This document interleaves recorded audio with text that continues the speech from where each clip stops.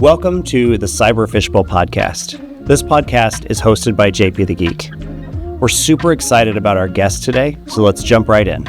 Welcome back to the show where we talk with local leaders, innovators, and business owners about their journeys, the lessons they've learned, and what's next for their industries. Today, we've got a really special guest, someone who's carrying forward a legacy that started nearly 50 years ago. Joining me is Evan Hutson, the newly appointed CEO of Hutson Industrial Services, a family-owned, third-generation business that's been serving the Midwest since 1978. If you're not familiar, Hutson Industrial Services provides industrial mechanical services, from boiler repair to maintenance to field services, and they've built a reputation for craftsmanship, reliability, and relationships that last decades. Evan grew up in the business, working alongside his family, and now he's stepping into the top leadership role. We're going to talk about what that transition looks like, how to honor a family legacy while driving future growth, and lessons he's learned about leadership, people, and business along the way. Evan, first off, congratulations on becoming CEO. That's a big step in both life and business. Let's start with your story. How did you get involved in the family business, and what's it been like growing up around it? Thank you, Jesse, for the opportunity to be on the podcast. I'm excited to talk about business and leadership and things that I've learned from being in a family business. My name is Evan Hutson. I'm the CEO of Hutson Industrial Services. My grandfather and my dad started our business in 1978. It started off as Jack Hutson and Sons, Boiler and Welding Inc. It was a big mouthful, so then they dropped it from Jack Hutson and Sons, Boiler and Welding, to just Hutson and Sons, Boiler and Welding. My grandfather was born in 1934, and the Depression had just happened, and he started welding when he was 9.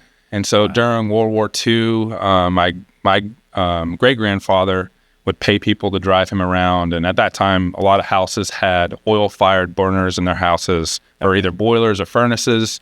So he was fabricating tanks at a young age, and it's crazy to think about. His life was pretty crazy. It was a different world for sure. Yeah, different than we see today. Absolutely. So he grew up, didn't graduate high school actually. He ended up going back in his GED, but he had to go, like a lot of people during his generation, had to go to work to provide for the family. My great-grandmother died when he was in high school, and he had a kid brother and sister to take care of, and so he went to work in the business.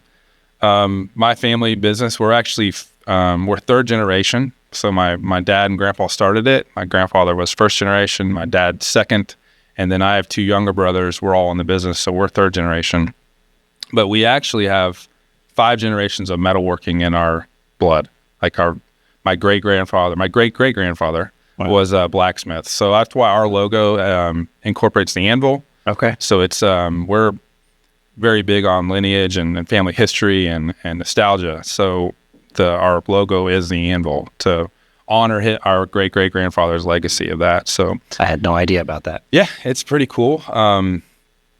So I was born into this. But my father did a really good job with all 3 of us boys to make sure that we didn't feel pressured to join the family business. Like, he was more than gracious, saying, you guys do what you need to do what you want to do. If you come to work for the family business, awesome, I'd love to have you here. We want that. I worked with my dad.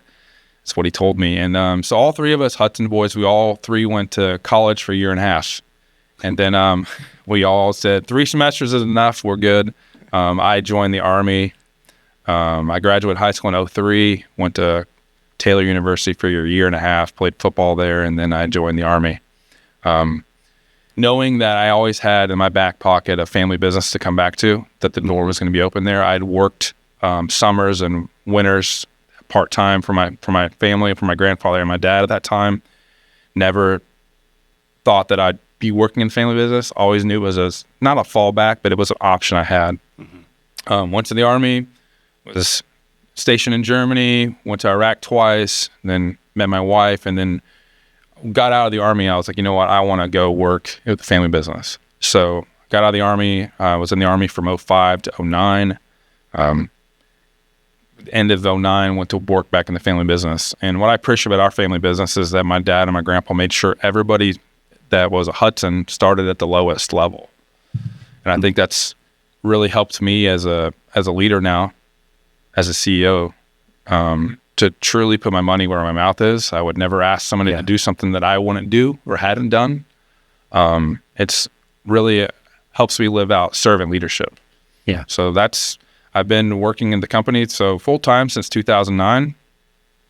Worked my way up, and basically any step of the way that I needed to help my family out in some capacity, that's what I was willing to do. And my brothers, I have 2 younger brothers, like I said earlier. My middle brother's 2 years younger than me, Justin, and my youngest brother, Logan. He's 11 years younger than me. We all work there. My wife works there. So we are truly a family business. I've had aunts and uncles that work there, brother or cousins-in-law. So it's 78 was when we started. So almost 50 years of business, and we've had families for sure. It's important to us. That's awesome. I know that working with family has a lot of pros and can have its own challenges as well. Absolutely. So can you walk us through kind of what the transition has been like from your last role into the CEO role? Yeah. When you are a small business owner or a family of a small business, you wear multiple hats in an organization. Being working with family also and being the owner of the business, you wear multiple hats. A lot of the hats you wear, most people don't see. So I would say probably 2019, 20 timeframe, I started working more in the office. Still had I had a foot in the field and a foot in the office, and that's hard. You're balancing work life. In the field, you're doing the work, and then you're having to come back and help and quote the work and do some of the more administrative, logistical things. And that's a tough balance. Also, working with family it's a blessing. But there's days where that doesn't really manifest or feel like a blessing. It feels more like a curse. But honestly, I wouldn't have any other way. Working with family is an awesome opportunity. There's plenty of families who only see each other, during the holidays. And I have the privilege and the honor to see my family every day, for better or for worse. With that comes some trade-off. It's hard to flip that switch when you need to talk about family, personal things. It bleeds into the business, and the business things tend to bleed into the family time. So you have to be extremely deliberate about creating margin or space for you to be able to talk about those things in context. Yeah. And I think that's part of the thing that helps with my family is that we are probably transparent to a fault, but it also hurts us because we talk about family things when we need to probably talk more about business. So it's just navigating that, and there's no good answer really.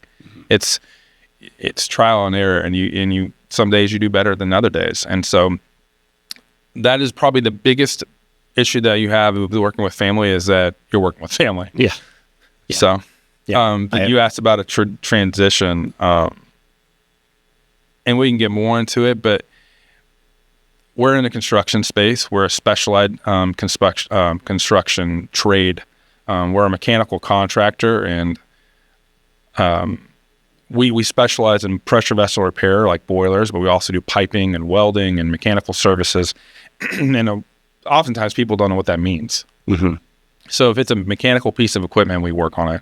But specifically for like industrial and commercial heating applications, where boilers are being made for heat, whether hydronic or hot water, or they're creating steam for process.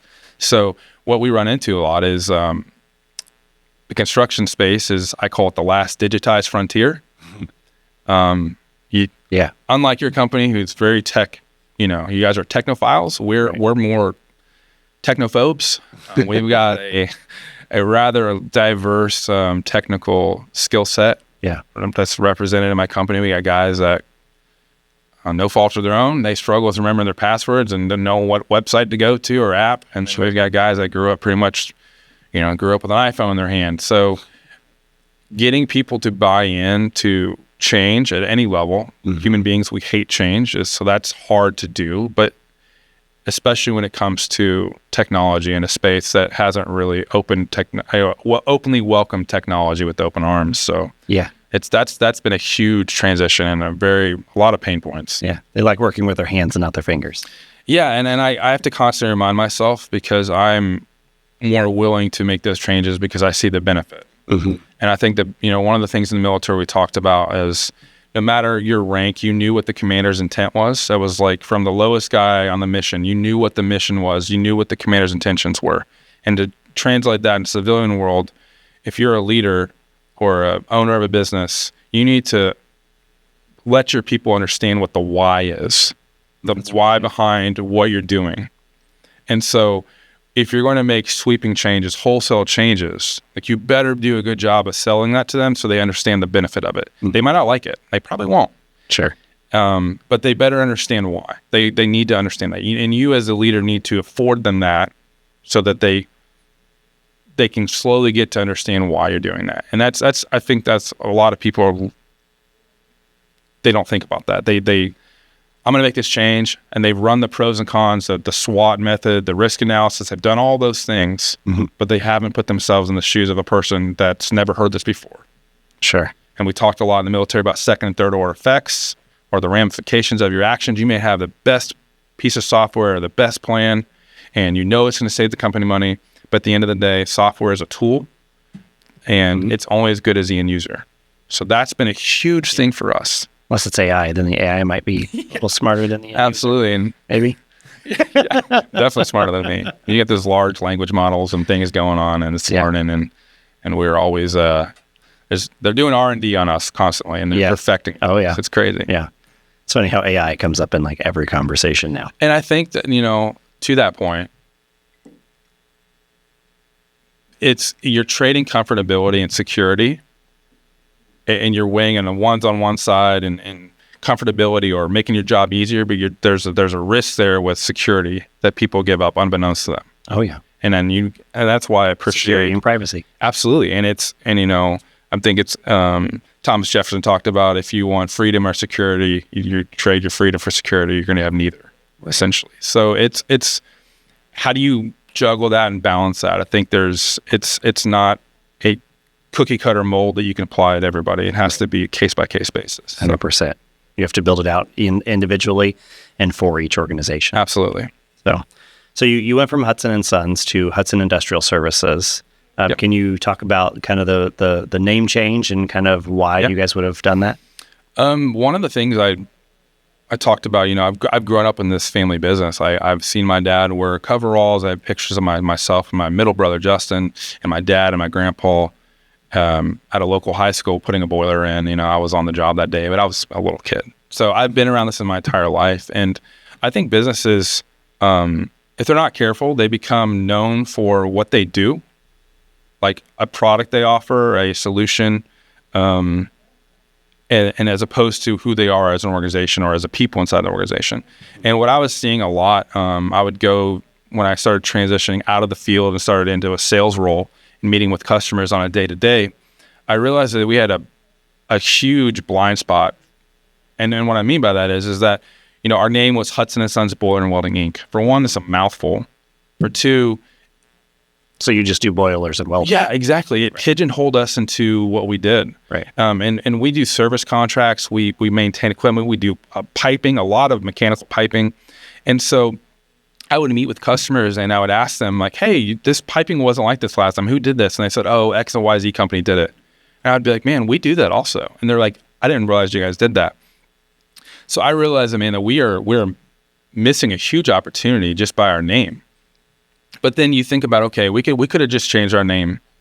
So technically on paper, we are Hutson & Sons Boiler and Welding, Inc., doing business as Hutson Industrial Services. Sure. And the reason why we did that, it was twofold. For one, we had, we changed our name in 22, I believe, and we did a rebrand.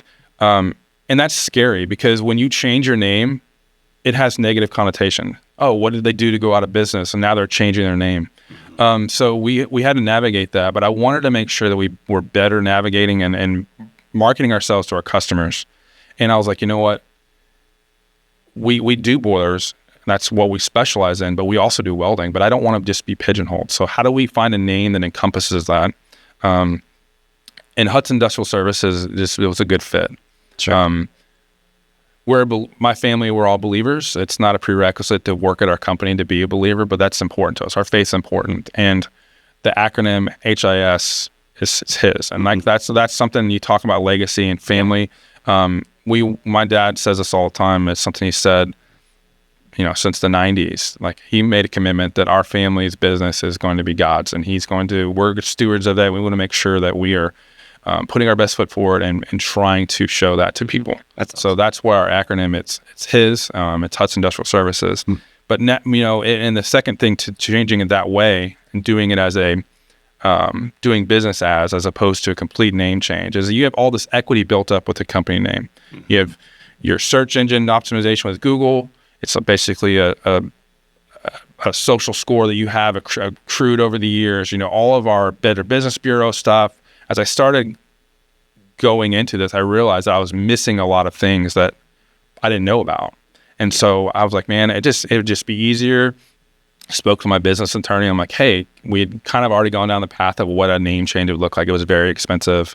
It's a lot of stuff. And I was like, can we just do a doing business as? And he's like, it's a great idea. Yeah. And so that's what we did. For sure. Yeah, that's awesome. I know you had told me about the HIS acronym a long time ago. Yeah. So you guys hit the nail on the head with getting a better name that fits what you're doing in a broader sense, which is great.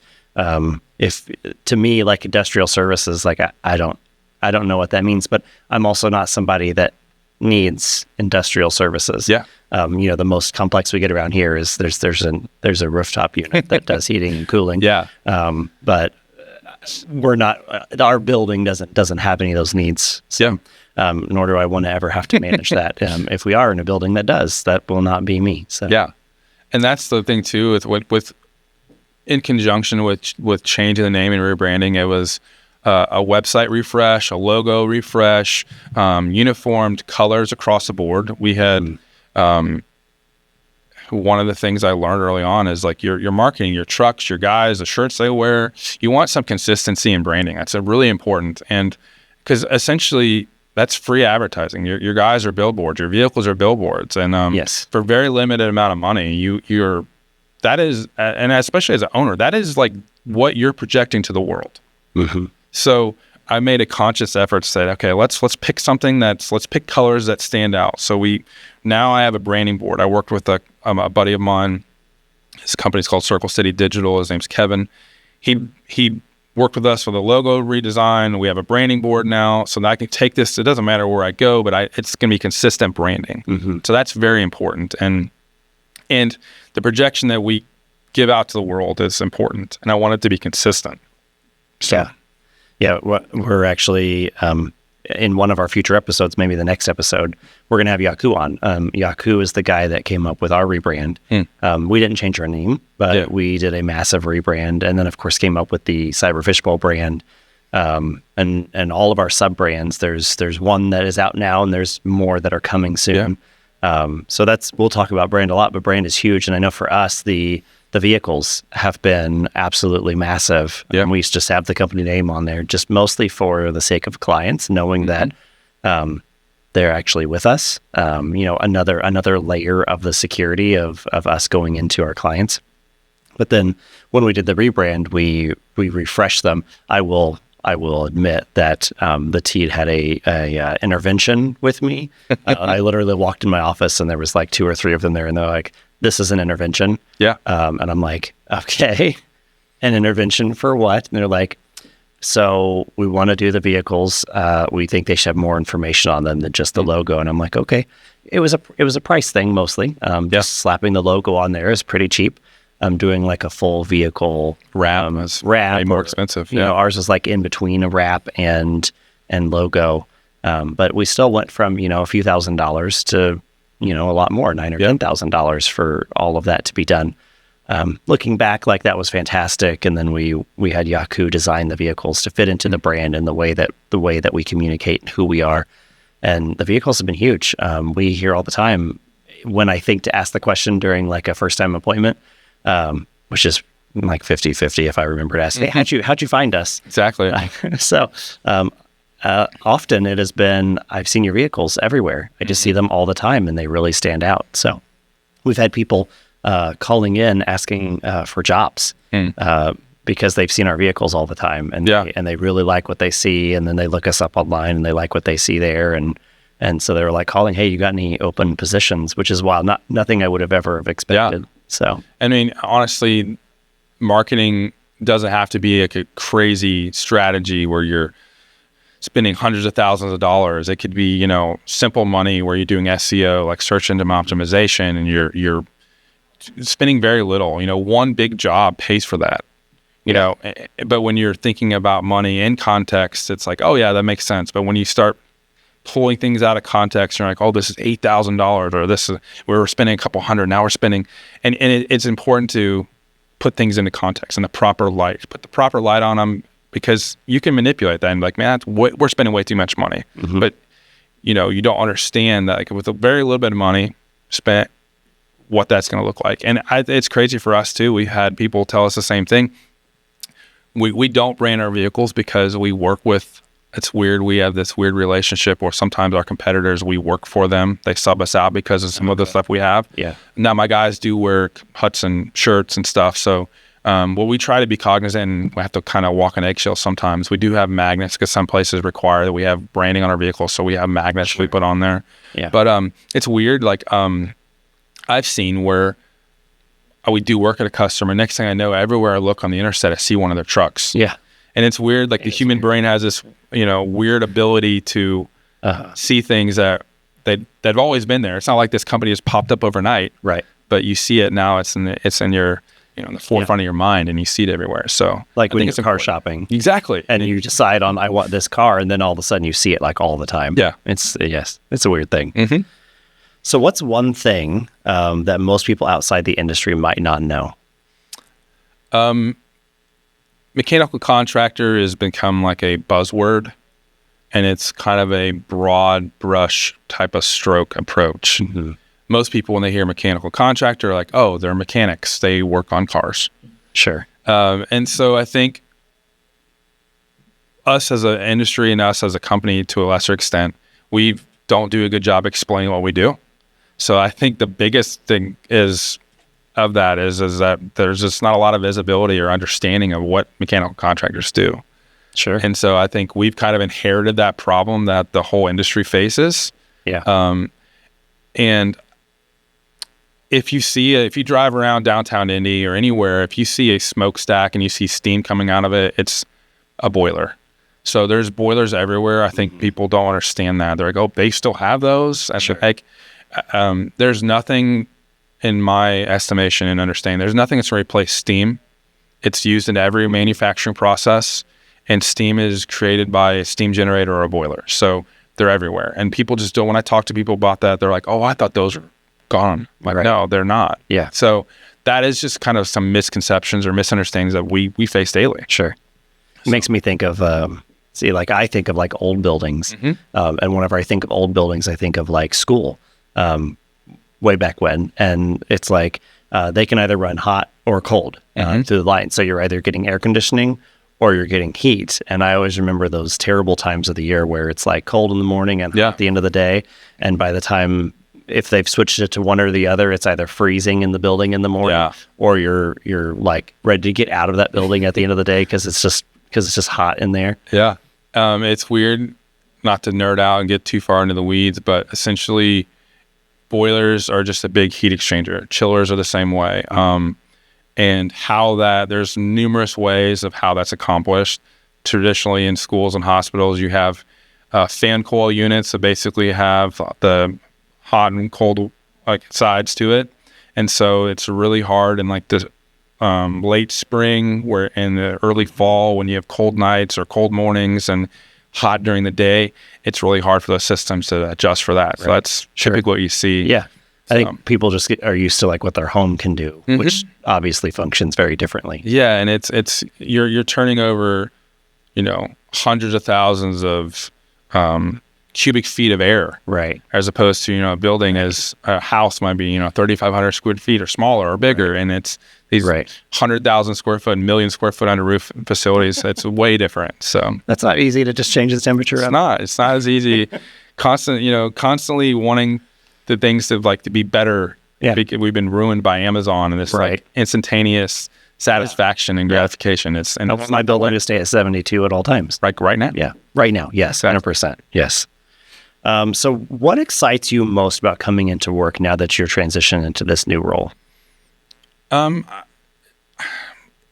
days I don't want to come in because there's a lot.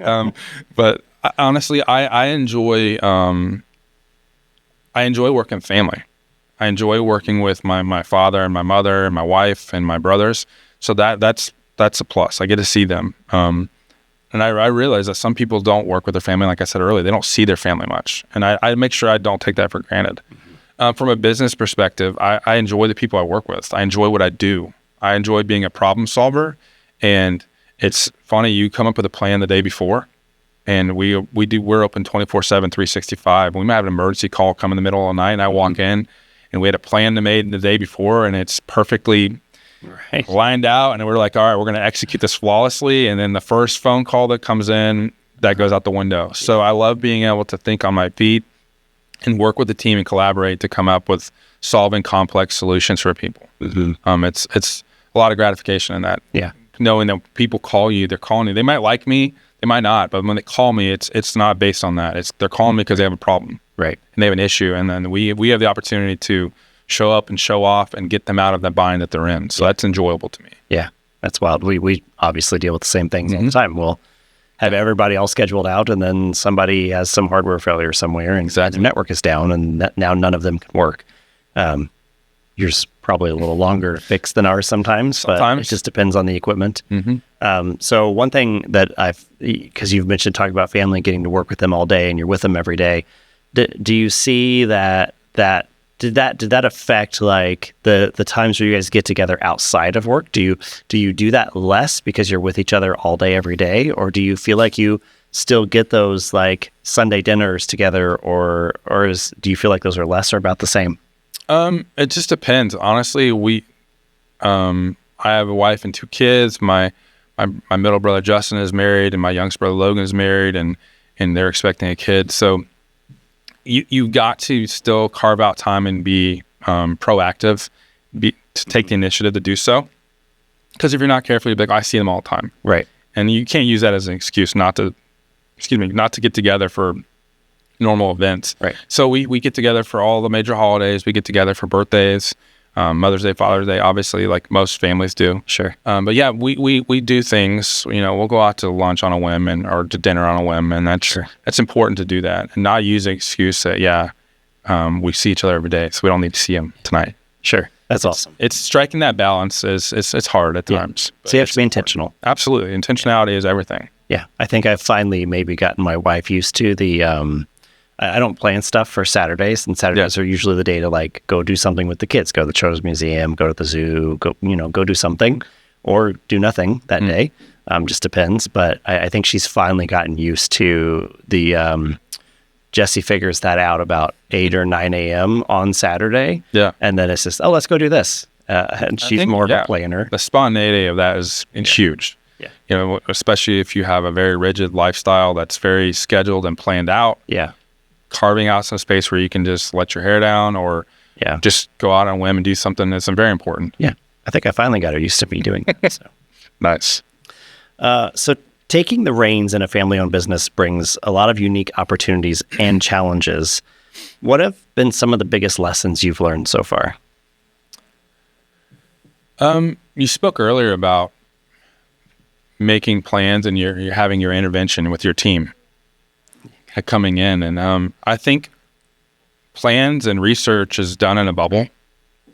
So you've got to be careful as a leader, as an innovator, as, a founder, whatever verbiage you want to use, title you want to, assign to it.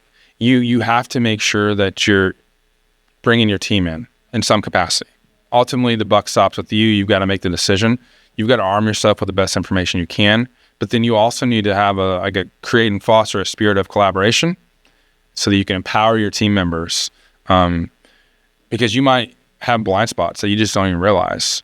And so it's important to bounce that stuff off and use your team as a sounding board. Like, you're paying them good money to be in those positions. So you need to empower them and then respect their opinion and realize that, and this is hard for my family because it is a family business and it is personal, but business isn't personal, and you can't allow emotions to cloud your judgment. So you have to be, as a leader, you have to be willing to take advice and be willing to listen to ideas that you might not like, or be willing to allow people to poke holes in your idea, and realize that it's for the betterment of the team. But you have to create that environment first, that level of trust, that level of understanding with your people.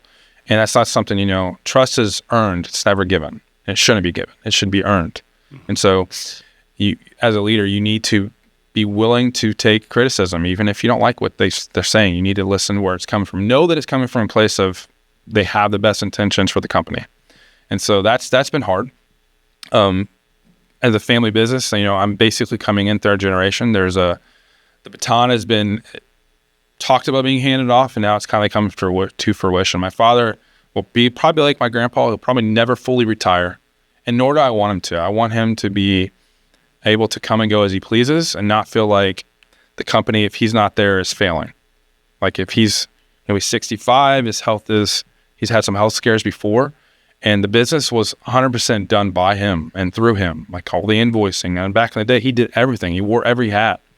And I realized that is to where we want to go and to the growth that we want to see. That's unsustainable. And so you have to start offloading and empowering the people. You have to give the guys and the men and women in your team the tools they need to succeed. And then you have to let them fail. And that's hard, especially when your name is on the business. Yeah. Like you know that. Yeah. JP. I mean, in my family, it's Hutson. So you're taking a risk there, obviously. But if you break it down, life is risk. It's calculated risks. We take a risk every day getting in a vehicle. We're not guaranteed tomorrow. So you've got to create a place where people can collaborate. And then for my family, specifically back to my dad, it's like I want to make sure, we're third generation. There's a saying that the first generation builds it, second one runs it, and the third one runs it in the ground. So we're trying to be the exception. Yeah, exactly. Yeah. Me and my brothers are trying to be the exception to that, not the rule. But I look at what my dad's done and my grandpa has done, and I want to make sure that I'm honoring their legacy. I'm carrying on the things, the mantras that we have built and our reputation, that I'm honoring that, but I'm not allowing things that we've always done it this way be the going standard. Technology is ever evolving, and if you don't adapt with the times, you'll get left behind. Yeah. And so it's how do you honor what they've done, but make the changes that need to be made, and doing it from a spirit of humility. So my dad's I'm the CEO. My dad is the president and the owner. It's his business. One day it will be me and my brothers, but it's not right now. So I make sure that I'm always running those things by him, probably to a fault. He's like, just make it happen. And I still come to him, partly because he's my dad, but more importantly, because he signs my check. I want to make sure that I'm doing right by him. Yeah. And so that's been hard. It's like I could fall into the trap of doing everything myself. And I did fall into that. And it hasn't been until recently that I started offloading some of the things that I needed to so I could do my job. I need to be focusing up and out as a CEO. Mm-hmm. And I need the men and women that I have under me that work alongside me, work with me, they need to be focused down and in. Mm-hmm. I can't do both. Yes. And that's been a really, really tough thing to deal with. Yeah, that is hard. It is very hard. And I will say to anybody that's struggling with that, you're not alone. It's pretty common. Oh, yeah. I've from studying that I've done and from seeing it firsthand, everybody that starts a business has visions of grandeur that probably border on visions of delusion. And what I mean by that is that there's 3 stages to business ownership. The first stage is that you're working in the business. Like if you're a trade, like my grandfather was a boilermaker, pipe fitter, welder. He'd tell people that's what he did. Mm. So he worked for another company for many years, stepped out on his own, started a small race fabrication, building sprint cars and dirt cars. And then cool. In 76, he did that for a couple of years and then started our company. But the company was him. It was his skill set. It was his customers he had. And so most business owners, they struggle getting out of that first stage where they're working in the business. Essentially, if they die and they don't have anything else, that business is obsolete, it's gone. Right. The second stage of the business is working on the business. And I think that's where we are at Hutson right now. I'm being intentional. I've handed off some of the things. I'm not turning wrenches anymore. I'm not opening up boilers. We have people that do that. Now, I'm working on the business, meaning I'm working on work processes and workflows and coming up with solutions for problems that we have, back-end stuff, so that you can get to the ever-elusive third stage where it says what everybody dreams about, being their own boss, is that the business is working for you. And I see that with my own father-in-law. My father-in-law has a painting contracting business, and he's in his early 70s, and he doesn't have anybody to train because he's so good at what he does. But he's down at tier 1, like he works in the business. And it's important to realize if you want to scale and grow, that you're going to have to graduate, even if it's painful. You're going to have to step out of that and go to that next stage, or you'll never grow. I've heard some people refer to like it can be called like a lifestyle business. Like, and does that business get you the lifestyle that you want, or are you wanting this to outlive you and outpace you and grow into something much bigger? And people have to make that decision. Do they want this to be something bigger, or do they want this to just be their lifestyle business? Which both are fine. Yeah, absolutely. And it's in context. It's what works best for you. Yeah. Just because another business is 10x your size, that means they have 10x the problems and the headaches. And I think people, as Americans especially, we always want better. We want better for our kids. We want to make sure that I give the lifestyle to my kids that I didn't have. And I think there's some nobility in that and some admirable things to that, but there's also the unintended consequences of that. And so you've got to be comfortable where you are as a business, and you definitely need to have a growth strategy in place. But you need to be comfortable that sometimes you write something down on a piece of paper and it doesn't come to fruition in the time frame that you wanted. You got to be okay with that. Yeah. And my grandfather used to say, you can work to live, or you can live to work. And it's really simplistic, but it's true. There's some guys that love to work, and that's not always conducive to a family environment. Like if you have a wife and kids, and you love to work, you love your job and your profession more than your kids.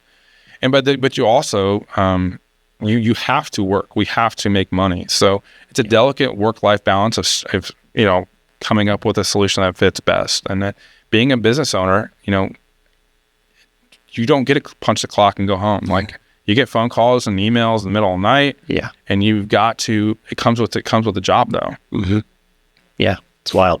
So, a good transition there is, so working on the business, I know that you've been doing some pretty cool stuff whenever it comes to tech and working on the business, which affects the way that people work in the business.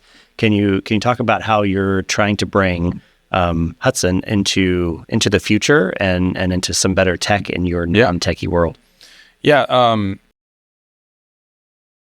I'm a huge proponent of systems, and I don't just mean mechanical systems. I mean creating something that makes your day-to-day easier and better.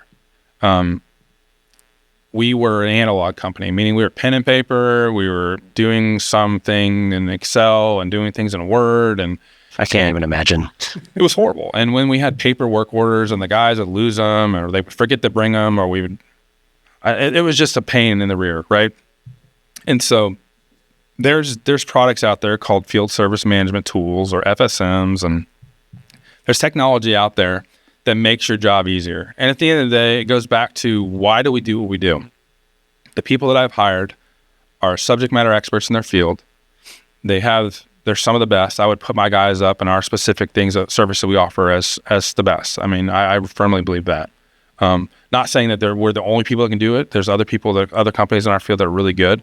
But in order to get to where we want to do, I want my guys to be on the tools as much as possible, because that's how we make money. Contracted, if I can get my guys to do the job better in a more timely manner, that's more money turned over. So it was easier for them to just do pen and paper. It was easier because that's all they knew. Yeah. Now with technology, if there's applications on their phone, and it gives us better visibility in the back office. There was naturally a disconnect between the field, what's happening on the job, and what's happening in the office. I don't know how my grandpa and my dad did it before cell phones. They started the business, they had car phones, and you'd have to go to a payphone or call in. Like, I don't know how they did that. They spent so much time driving to the jobs and just checking up, and like that's completely foreign to me. Yeah. I think that's foreign to our generation. It is, and I didn't. In fairness, I didn't have a cell phone until I was 20. I'm 40 now, so my daughter has a cell phone. Yeah. It's way different. But I said earlier that technology is only as good as like the end user. Mm-hmm. So you can, and it kind of goes back to the why we're doing this. I got guys that have been like, they're in their 50s and 60s. They're like, well, why are we using this now when we've always used to do it one way?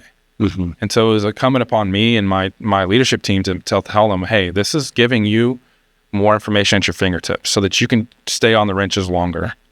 And it's only as good as the information you put into it. Mm-hmm. So that's one of the big things we've done is creating like this tech stack in the back end, and it's ever changing. Is you got to be careful that you don't just move to the new shiny thing. Yeah. And then that's FOMO, fear of missing out. Like that's a big deal. So if it's not Shiny broken, tool syndrome. Absolutely. If it's not broken, don't fix it. Because especially as the CEO, you break it and then you push it down to everybody. The people at the end user, your techs, that your people that are using it, they're going to be really mad. Yeah. So, but that's the one thing we did. We started implementing technology, and that's been revolutionary for our business. It allows us to schedule, allows my guys to do digital time cards. We used to do paper time cards, which is wild to me. Like recently? Within the last 3 years. This has been 3 years. That's the thing. How does that work? Not well. It creates issues. It creates, luckily I've always had people that were honorable men that worked and they didn't lie. We never had people fudging time cards, but that's, there's no traceability there. There's no accountability there. Yeah. And so you're trusting that the people that you have are doing the right thing. So now, I can see when my guys got scheduled. And it's even better for my guys because they can go on there and say, hey, I'm going to be off this day. I want to take it as a PTO half day paid off, right? Or I'm not going to take, I didn't work yesterday, but I don't want paid for that. So it's really given us ability to on the fly make changes without having to wait till they got back at the end of the day to let them know. It's really bridged the field in the office. That's awesome. Yeah. One of my coaches, he calls it a naughty. It's a naughty saying of, well, we've always done it this way. Mm-hmm. If he ever hears anyone say that, he's like, naughty. No. Yeah. No, we're not doing that. Think of something new. And at least evaluate it. If you've done things for a long time a certain way, you should always be trying to not perfect it because it'll never be perfect, but try to make it excellent and try to make changes that'll be meaningful. And if it's still applicable and it still works and it makes sense, then do it. But if it doesn't, then you probably need to come up with a solution to change it. Yeah. Because your competitors are, honestly. Yeah. You have to stay current. You have to. And always evolving or you're just going to get left behind. Exactly. So kind of shifting into more thought leadership areas here, which I don't know that we're shifting into that, but it's kind of been bouncing around. Yeah. How do you build a culture of trust, accountability, and excellence within your business, especially knowing that a lot of your team has been probably very long tenured? It's important. It goes back to what I said earlier to explain the why. I had a really interesting thing happen recently. So as I moved into the CEO, and I've been operating that position for a while without the official title. That's something that we had a business consulting company come in 21, so 4 years ago, and we blood walled a lot of things that were what we were doing wrong, blind spots. They pointed that out to it. My dad didn't go to college or graduate, so he lovingly refers to this as his college education, both from a knowledge standpoint and a price all at once. Sure. It was pretty eye-opening. We've always tried, and this is something that as long as I'm going to be running it, we'll do the same. Treat people ultimately with respect. We are in the service industry, so we're in the people industry because the way we do services is that we have people. And treating people with respect is important. And that's what we built our business on. Probably sometimes to a fault, being really giving. But it's important to make sure that people know, you're not just telling me you care about them, but they actually know it. And it's, because your actions do speak louder than your words. And so the legacy we have is that we've made sure that we've taken care of our people. Because in our specific field, we're, depending on estimates, we're 650 to 1 million people short in our space of skilled trade welders, pipe fitters. And so if I don't take care of my guys and financially, compensation levels with benefit packages, we will lose those guys. And we've had people come and go. We've had people come back. And so I think that speaks to how we've been a business, that we know that it's not personal. If we cannot sit there and say we want the best for our people and then be upset truly if they leave. Sure. And that hurts, because you've invested time, effort, and energy into these people, and then they come to you with a heavy heart and say, I'm leaving and taking my talents and going elsewhere. So you hope that you can operate from a position of grace and be like, you know what? I understand. And I truly want what's best for my guys. And if that means, unfortunately, if they're not here, I can't sit there and say I care about them, right, and then hold a grudge. Sure. And that's hard. But, we created a culture where the guys know that the Hutsons, we're going to invest money back into the business. And we don't just tell them that. We do it. Like we make sure our vehicles are nice. We make sure that, we provide all the tools. The only thing the guys have to provide is their boots. All the PPE, all their personal protective equipment, all that stuff's like funded and furnished by the business. And so we really are investing in our guys and our business, because that's, to us, like, we want to pursue excellence in all that we do. And we feel like that's the best representation of ourselves, is if our guys look good, and to create a culture, it's, it can't just be branding. It can't just be motivational posters on the wall. Because if you're pointing to that, but you see everybody just, ball humbug. Yeah. You've got an issue. Yeah. It reminds me of the movie Remember the Titans, where the guy says, attitude reflects leadership. So when you look at your guys, and you don't have to like do it every day, just like a census on how are you guys feeling about this, but just be involved. Like for me, like, we moved into a new building, so I've got like a clear divide between the office and the field. So I try to go out there, not to check up on them, but just to, shoot the breeze with them. So they know, okay, I'm invested. I care about them. Yeah. It's really easy with a small business to know everybody's names. Some of the bigger companies don't. And so my goal is that as we grow and scale, that I never just look at people on a roster sheet as a number, that I legitimately know their names. I know what's going on in their lives in some capacity as much as they want to share. And I think that breeds a good culture. And then being willing to make changes and admit that you've been wrong at times. Transparency is key, and honesty, and trying to do so with a spirit of humility. And if somebody brings something that honestly, that to your attention that you didn't realize, try to show them grace. Even if it's something you don't want to hear. Yeah. You have to honor that. And then if you've got people that aren't pulling their weight, you need to get rid of them, because that is a drag on the morale of the business too, of your guys. Yeah. So it's not easy. Culture is important, and it's something that you've got to work at. It's like a marriage. You go through the honeymoon phase, and then you just get complacent. You have to fight that. You have to constantly be courting and dating your spouse. And when you're business, you got to constantly be evaluating your guys and seeing what's going on with them. Yeah. And I think if you do that well, then you'll have a good culture. Yeah. Culture's critical for businesses, especially small businesses. I mean, big corporations try to have some sort of culture. I feel like at some point, whenever you get, 10,000 employees, culture's hard. It's a disconnect. The more layers you add of like leadership, the more disconnected they are from people. Yeah. And we are a family-run business, and we treat our employees like family.